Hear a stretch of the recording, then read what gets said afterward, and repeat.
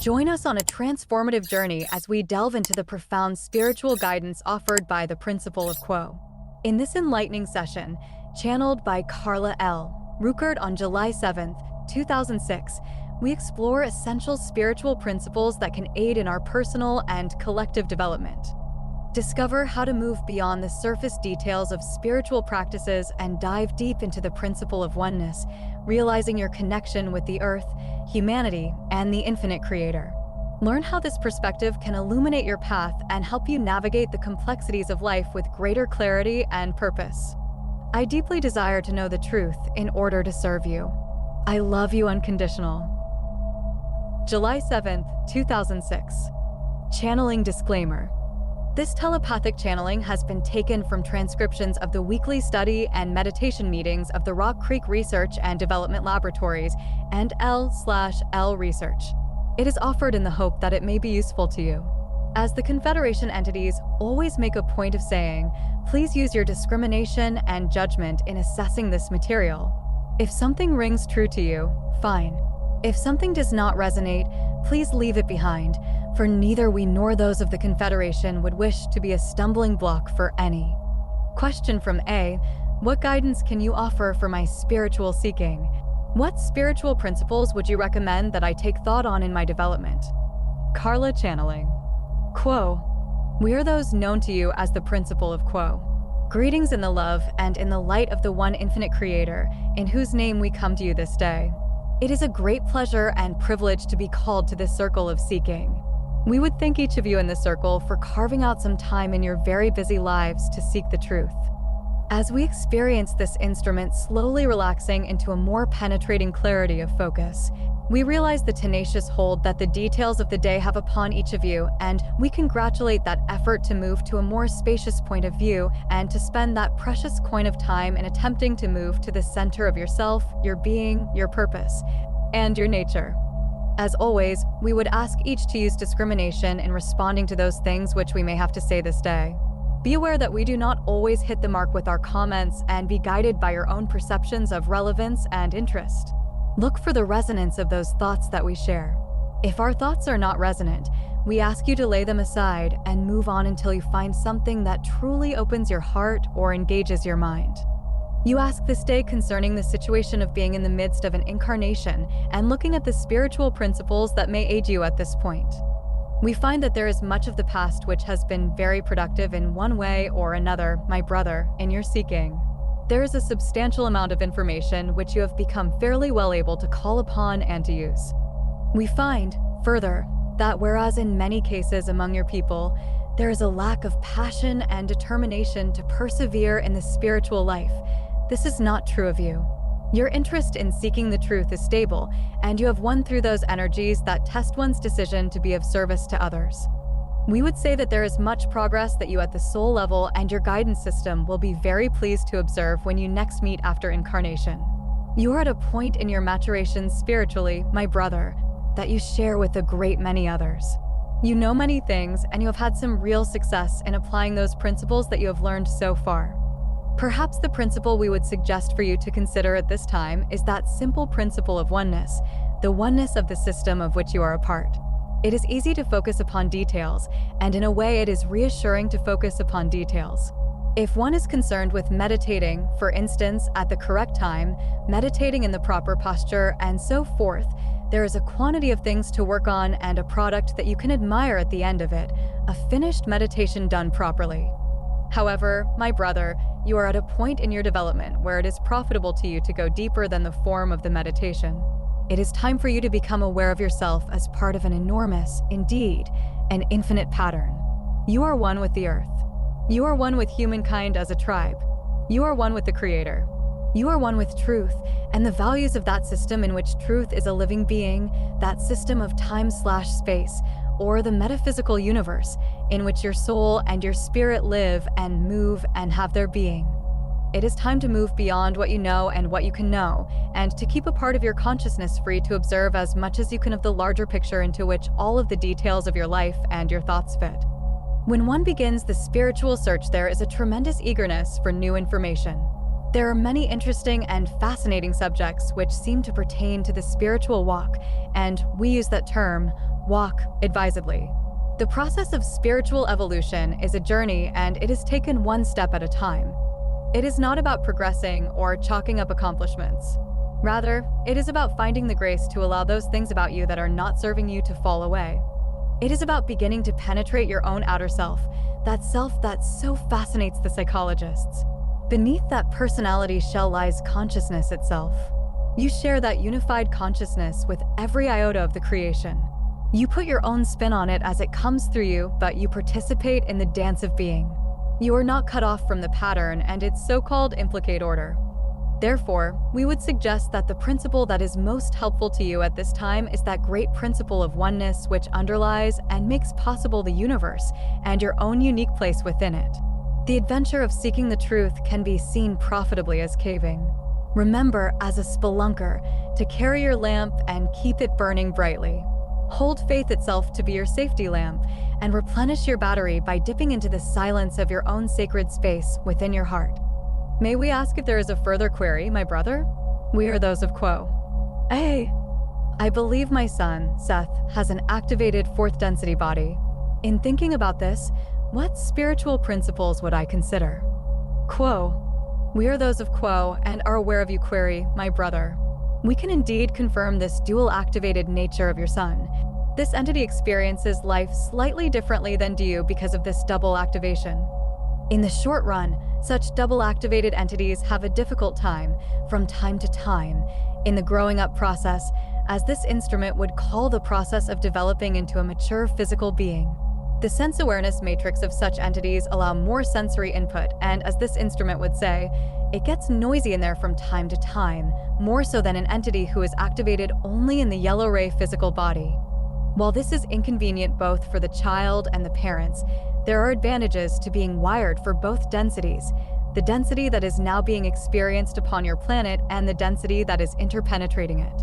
As this entity becomes a mature being, physically as well as emotionally, the inherent stability and toughness of the basic structure of the double activated body will be of great help to this entity.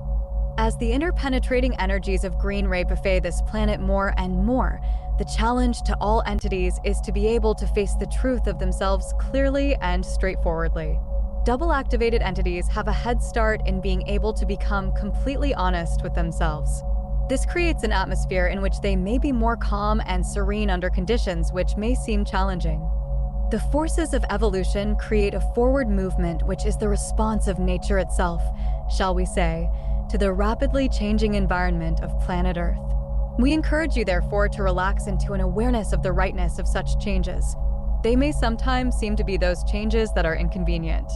However, the overall plan is a good one, and your child's hope to serve as this entity desires to serve within this incarnation he is experiencing is not in vain. May we ask if there is another query at this time? Hey, do you have any suggestions for establishing and maintaining an optimal working space, metaphysically speaking, for teaching and learning in a high school classroom? Quo. We are those of Quo and are aware of you, query, my brother. The conditions of an environment do not end with the dynamics of the dimensions of the room, the heat of the room, and so forth. A classroom is far more than a physical space. It is in some ways a cocoon where the larva enters to find a little quiet and time for thought so that he may ultimately emerge as a butterfly. In some aspects, a classroom is a sacred space. It is filled with souls. They have been thrown together by circumstance, and there is a rough influence from authority figures, such as principals and other entities which create curricula and give textbooks and so forth their place. Yet, at heart it is a place where the teacher and the students shall create together their environment, their experience in their path of learning and service together. It is as much of a work environment for the children as it is for you, my brother. This is the practice that entities receive as children that is intended to train them to take their place in society as entities with a good work ethic and a good moral ethic in the ability to participate in their democratic environment as citizens. Yet these are also flowers who need sunshine and rain. They are living entities with hopes and dreams. They suffer as much as any grown person. They struggle and they deal with a tremendous amount of incoming catalyst, just as do you, my brother. Yet, because of your situation, you are the leader of this little band of souls. As an ethical person who is desirous of serving, we know that you wish to start with the first distortion one in considering how to move on in creating this environment of classroom. The first distortion of the creator's universe is free will. In considering how to handle situations with your students, recall that principle and attempt to apply it to the situation at hand. All entities are deserving of respect, and their rights are in your hands. See what you can do to maximize their experience of personal freedom without minimizing your experience of a comfort zone for yourself and for the whole class. The second distortion of the creation is that thought which chose to create the universe that you experience at this time, and that the rest of those parts of the creator that are we, this instrument, those in the circle, and everyone else experience also. Remember, this love was so powerful that it set into motion those forces that have created all that you see and all that is unseen as well in endless and amazing order. Find the springs of love within yourself that are not attached to any students or any personalities whatsoever, but are attached only to the Creator, so that you are seeing the Creator in these flowers of the field that have come to you. No matter what they are doing, their nature is love. Let the love within your soul respond always to that same love which lies within them. They may not have become acquainted with that portion of their personality, but as you look deeply within them, past the misbehavior and the personality quirks, and see them clearly, so shall they then see themselves as in a mirror for the first time and perhaps even begin to recognize their own true worth. The third distortion is light that manifests all things. A great part of your function, in terms of the teach/learning aspect of a classroom, is involved in this illumination. Information is the light of the mind. It is the food of thought. Encourage entities to think. If the curriculum as you look at it does not excite you, how shall you make it exciting for them? Therefore, as you prepare for your students what you do not find illuminating, move to one side and instead venture forth into those aspects of what you are teaching that you do find interesting and that you feel your class may find interesting as well. Indeed, we would encourage you in this regard to pay close attention to the questions that you are asked and to those subjects that are brought forward. There are often opportunities for teaching that lie completely beyond the bounds of any subject. Be bold at laying aside your textbooks and your lesson plans and saying, "Today we are going to talk about what you just said, because this is something that you need in life." You need to think about this. There is much that we could continue to say to respond to this question, because in being a teach/learn/teacher, you are entering into a transaction that is of the most deep and profound character. When you yourself look back upon those forces that shaped your life, you undoubtedly recall special teachers that told you that you had worth and that sparked your interest, so that you wanted to know more. What were the characteristics that you loved about them? Think about that, my brother, and develop within yourself those characteristics that you most admired in your own favorite teachers and inspirers. For you're a voice in the wilderness to which they will listen. Circumstances have brought you together. Take this opportunity to maximize that environment for freedom, for loving, for learning, and for exploration. Why is it that entities must go from their homes out into the world and engage in work? What is it that pulls people together for goals and ambitions that lie beyond the needs of survival? What is it to be human? What is it to learn? As you shape this environment for yourself and your students, ask these questions without having to answer them. Let them be those questions that open the windows and let fresh air into your own thoughts in the processes of your own professionalism as a teacher. May we ask if there is another query at this time? Hey, does the curvature in my spinal column indicate an energy blockage or imbalance which I will not be able to correct in this incarnation? If so, what is my best metaphysical response? Or does it indicate a condition which I set in place before incarnation? If so, what was the plan? Any thoughts which you would find helpful to share about my mind/body/energy and suffering I would appreciate hearing. Quo. We are those of Quo and are aware of your query, my brother. There are aspects of this query which lie beyond the boundaries of the law of confusion. 2. This is an active question in your own metaphysical development at this time, my brother, and so we will step lightly around part of your query and focus upon the response, which is the same regardless of the details of why you are suffering at this time. In many cases, before incarnation there is set up a fail-safe system that kicks in if during incarnation if you as a personality shall forget to focus on that which you as a soul wished for the incarnation to be focused upon. In other cases, there has not been a pre-incarnative arrangement made, but there has been sufficient difficulty within incarnation that there has been illness that has occurred. In either case, when the suffering is part of your environment, the most skillful first assumption to make for a seeking soul is that it is a good plan. It is a plan to get your attention, and it has succeeded. Therefore, you may give thanks that you have awakened within the dream of life to one of the aspects of this experience. It is not usually a one-to-one or linear relationship between pain or suffering and the metaphysical reason for the pain. It is a comfortable and easy thing for outsiders to look at someone with a bad back or an ulcer or a cancer and say, "Oh, that person may be carrying too much, and that's why the back hurts," or, "Oh, that person must be worrying too much, and that's why the ulcer is there," or, "That person must be feeling great anger inside, and that is why the cancer is there." My brother, this is often not at all accurate. It is less linear and more filled with grace and charity than that. Being in pain or being ill is a way of narrowing your attention. It is a way of distracting an active and energetic soul from loitering on the playground of life when there is work to do in the classroom, for life itself may be seen profitably as a school. The density of choice 3 is a certain type of classroom. Before incarnation, you had a plan for this incarnation. You wished to learn certain things, not linear things, but rather qualitative things. And you wished to be of service.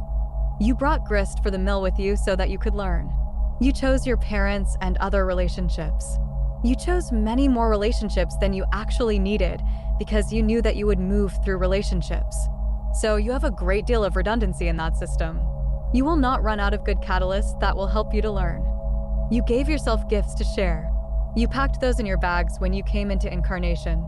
For this instrument, it is a singing voice, and she has sung throughout her incarnation. Everyone has little things that they can do that make others smile, a special dish that they can make, or the way they greet you and obviously are enjoying your presence. Some people have that gift of hospitality. There is no end to the gifts that you can bring with you. Some are dramatic and others are not noticed, really, by those that are looking for accomplishments out there. Trust that you have these lessons to learn and these gifts to share, and that if your physical vehicle is acting in ways that limit your movement or your abilities, that part of the plan is not random. Part of that situation is for your profit as a soul. Upon what has this suffering caused you to focus? Upon what have you concentrated as a result of this catalyst of pain and suffering? Have you given thanks for it? Have you trusted a seemingly negative situation enough to offer honest and heartfelt thanks? We encourage thought along these lines, for it is in an atmosphere of gratitude and thankfulness that the beginning of the solution to the particular tangle of this puzzle will come to you. When you assume that it is a helpful condition that is for your benefit as a soul, you shall begin to see the great gifts that illness offers. In the first place, to those who are overactive and overly distracted, it offers rest and the opportunity for leisurely thought and contemplation. It offers you the opportunity to experience a tiny portion of the suffering of humankind as a whole. In your suffering, you are one with the entity in Biafra who is starving to death, the entity in Iraq who is being tortured, the child in New Orleans who is being beaten, and the wife who is being brutally raped within the sanctity of her marriage. The suffering of the world is shadowed in your pain, and you are a part of that dark beauty, a part of the whole that contains those dark notes. Rejoice, for you know the cost of living more profoundly than a healthy, comfortable person.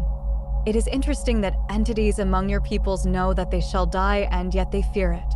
Face that which is implied in suffering, that is, death itself, and know that this is a part of the experience of incarnation. Gaze firmly into the eyes of death. And when you have realized fully your mortality, open your eyes to the sunshine and the beauty of the night sky, and know the privilege of living and suffering and sharing all things in this experience called living. It is so intense when one is within incarnation and cannot see the greater pattern clearly. But we encourage you to find the very center of self that exists most triumphantly through any pain and suffering, and so focus on that center of self that you are able to move into an environment that is free of anything, any sense input or intellectual input of any kind, and that simply contains the love and the light of the one infinite creator. This instrument has at times been in a great deal of pain with rheumatoid changes to her skeleton and musculature, and the effects of those changes can be very limiting. Because this instrument is a Christian, she used some of the holy words that she had learned as a child from her Bible. The phrase that she used over and over during this period was that which is found in the writings of the one known as Paul, who said, "If I live in Christ, and if I die in Christ. So whether I live or die, I am in Christ and Christ is in me." For substitute the words unconditional love for Christ and know that this is the reality of your experience in or out of incarnation, in or out of pain. You are unconditional love. You have poured that love into a package that carries you through this incarnation, but this is your nature. Use this experience of suffering, for it is there in order for you to use it. As you use it, you may find your situation changing. Your first job, then, is to embrace this opportunity. May we say that you are never alone when you are attempting to do something like this. Your guidance system is very close to you, and you need only ask for it to begin responding to you. We ourselves are glad to be with you, and mentally requesting us will bring us to you immediately. We are there to underscore your meditative efforts and help you to feel that feeling of support and encouragement that is so precious to the growing soul. We thank you for this opportunity to speak through this instrument. The energy of this instrument begins to wane, and so we would suggest at this time that we end the session. We thank each and leave each in the love and in the light of the one Creator. We are known as the principle of the Quo. Adonai, Adonai.